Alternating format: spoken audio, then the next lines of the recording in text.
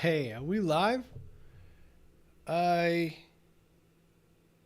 am not entirely sure. I think so. Here's the thing. I think this is a valuable lesson. I clicked on use streaming software and I'm not sure how I did that. So there's probably an Ecamm Live, which I am testing up here. Anyway, we'll fix it in post. We'll see what we get. Hey, my name is Wayne Pelletier. I own the Resonant Pixel Company at resonantpixel.co. We rescue small businesses from WordPress. We have a damn good time doing it. Anyway, I thought something I needed to do at the outset here, an update to the format, is to say thumbnail moment. How's that? Give me some feedback. Oh, crap. My bubbles are on.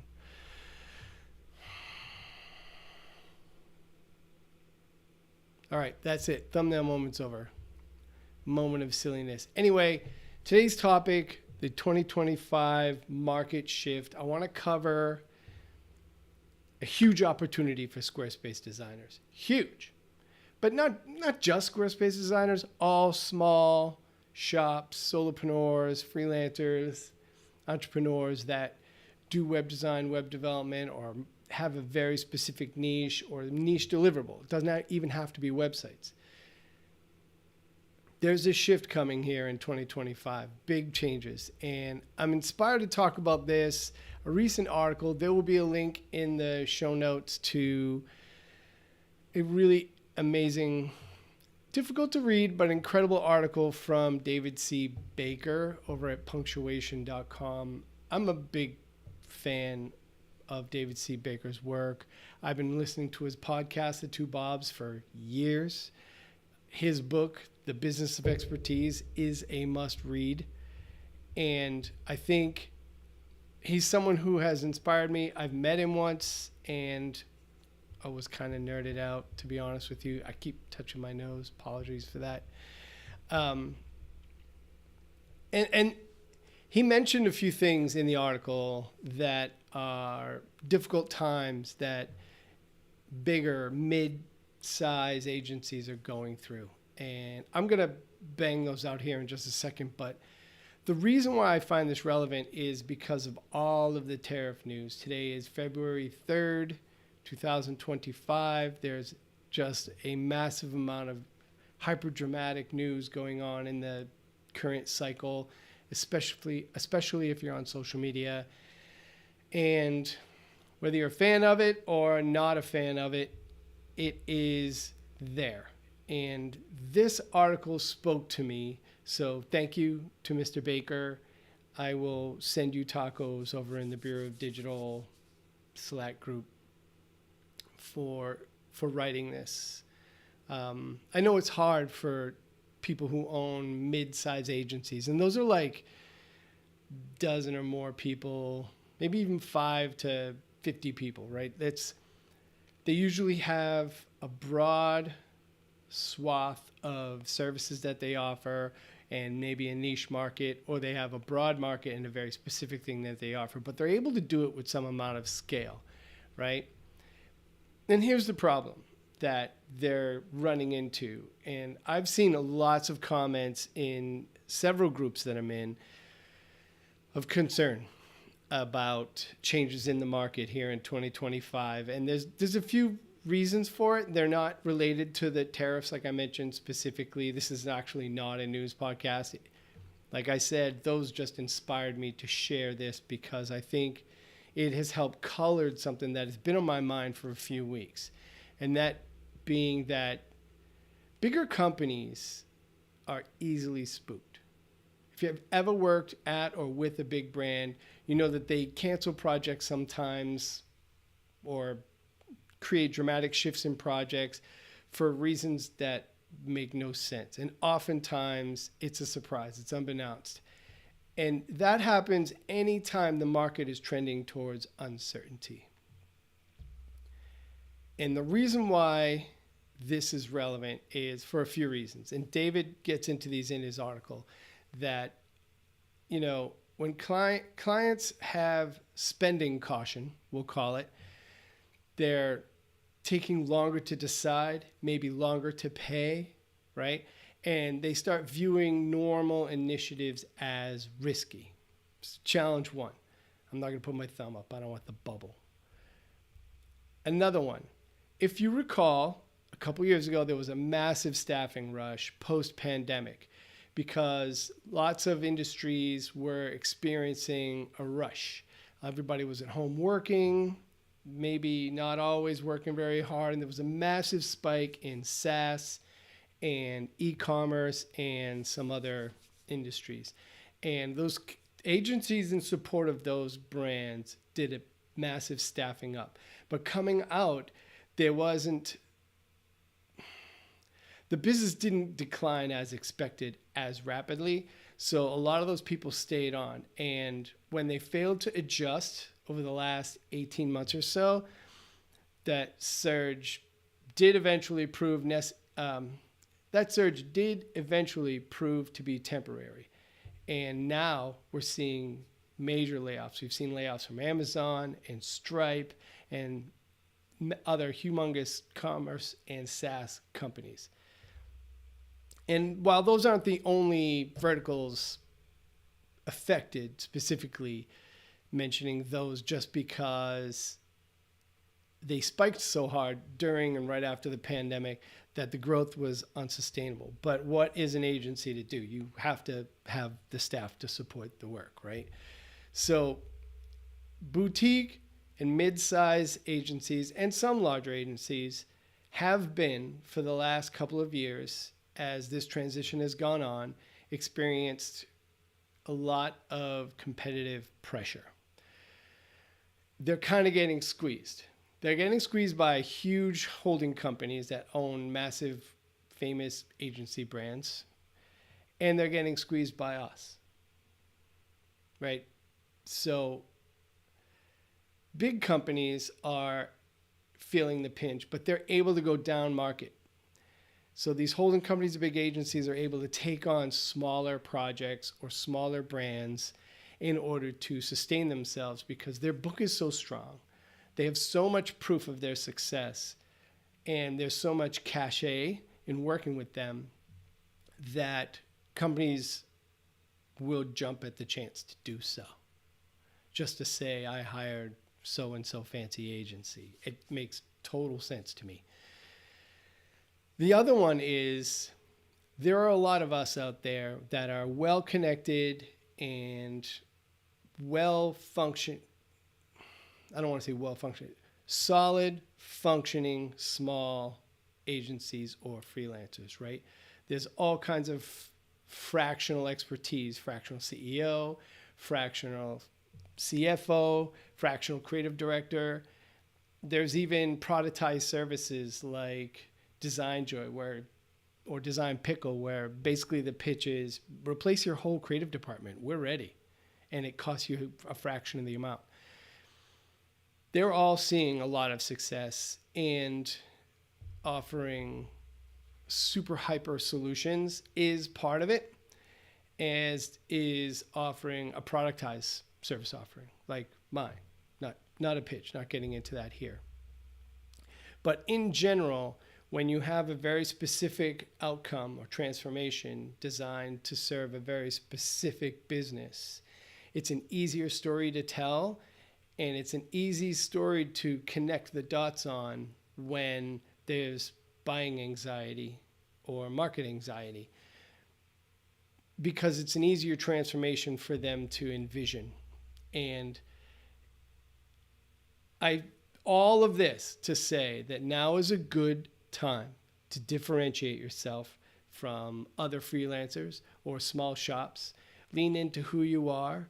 Double down on the monopoly that is you, because you're the only one that does what you do the way you do it, for who you do it for.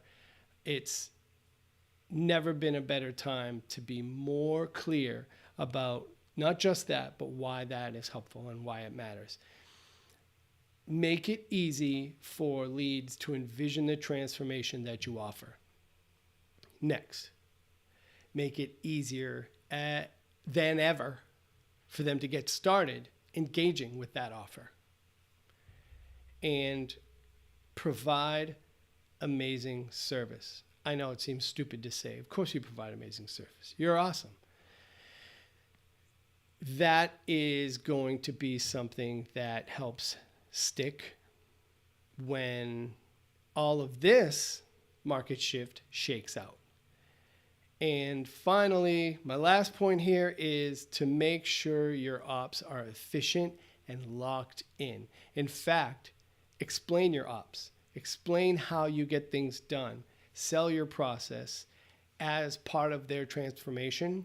And I think you'll find that it's an easy story for them to see and visualize in a way that they can see, or like I said a second ago, envision that transformation. So I know it's a difficult news cycle to doom scroll through, and we have a lot going on, and it's extremely stressful, but it's a good opportunity for us too, as small shops, freelancers, solopreneurs. It's a really good time for us. It's a good market to be the smaller, more nimble, slightly more affordable option that provides better service. Because when there is anxiety around spending with customers, clients, brands, they tend to get ultra conservative and go with a safer thing. All right, so look, I'm off my soapbox. That's it. What are we, 12 minutes in? Not too bad. I was thinking about this weekend, actually, and so I've got I spent most of the day Sunday redesigning my company's website. It'll be live soon, hopefully later today. And really narrowing down the focus of the story to reflect what I've been talking about for the last dozen minutes. And I'm pretty excited about getting it to market. And it's actually made me reconsider my offers a little bit. I had been thinking about a done with you consulting version of my process that I wanted to sell independent, to help even smaller companies or DIYers. And I'm thinking I'm pausing that. I still think that I haven't hit the nail hard enough. Bad analogy. I haven't really struck what I needed to strike or achieved what I needed to achieve yet with the done for you subscription that I offer. So I'm going to simplify. I'm going to take my own advice of this video and I'm going to simplify, and I'm not going to launch that new offer and create confusion with the people that I talk to. I could have it maybe as a last ditch effort because it's over the course of the year far more affordable than the done for you offer that we have. So it could be maybe a fallback on a case by case basis, but definitely going to double down on focus here. And the AI segment, I hope you're cool. Nobody's watching, so I am going to assume so. That I don't have anything to talk about on AI this week. I've grown frustrated with Kin. I've been talking about that the last couple of episodes. It's an app in the App Store that is trying to contextualize all of the conversations that you have with it, business and personal. And I like the idea. The execution is frustrating me a little bit. Maybe I'll go back to pi.com. If you've never used it, Pi's pretty slick. It's just not private. It's not all saved on the device, all the personal information. And that's just something that when it comes to chatting personal things in AI bot are probably important to me. So as far as what's popping, look, I already covered it. Website updates coming, new lead magnets coming. I'm doubling down on simplification and doubling down on moving into Squarespace just for the sake of having fewer places to go. My course launched on Squarespace and it's awesome. I have some great feedback from some amazing community members that I'm going to get done later this afternoon. So hopefully that will just make that thing buttoned up. And oh my gosh, I'm excited to really push that and see what it could do, where it can go. I don't know. Maybe I'll get 10 sales. Who knows?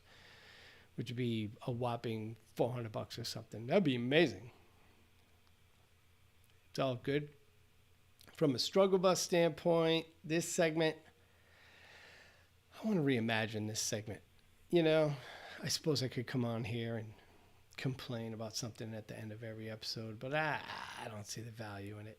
Maybe I can bring it back if there's ever comments in the future, and it could be something that we commiserate on together or share together or encourage one another. But I've already done enough encouragement in this episode, right? I just told you. The market changes in 2025. They're going to be rough for a lot of people. Let's me and you be standing at the bottom and under the fallout and catching all the awesome stuff that falls out of it. All the business. We're catching my little business basket. That's not in my notes. I totally just wrote that metaphor right now. All right. So anyway, peace out. I appreciate you. Thanks for watching. Check the links in the notes. I'll link to David C. Baker's article. I will link to my email list. Do sign up if you want updates, what's going on, new launches, new products and service offerings, and just want to know what's happening. And if you need a website, holler at your boy. Go to resonantpixel.co. Anything else to sell? Mention? Reference? No. All right. Bye. Have a great year. Forget year. I'll see you Wednesday, 11 a.m. Eastern.